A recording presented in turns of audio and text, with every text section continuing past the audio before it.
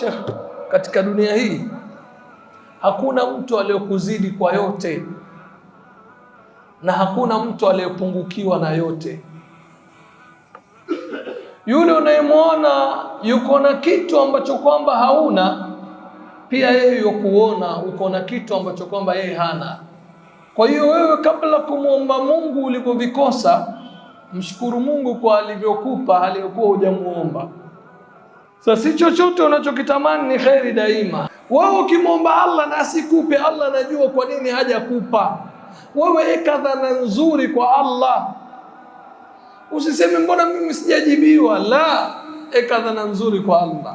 Binadamu ukimwomba anaweza kupa, lakini hajui anachokupa kiko na kheri ya mashari kwako. Unamwomba mtu, nisaidie gari yako, nataka kufika mjini, watoka na gari upata ajali, pale kwa hospitali miguu miwili imekatwa. Angejua kukupa gari lake utapata ajali, angekupa? Ungejua kwamba utakatwa miguu kwa kuchukua ile gari, ungelichukua? Lakini Allah ndo anajua zaidi, sisi hakuna kitu tunachojua.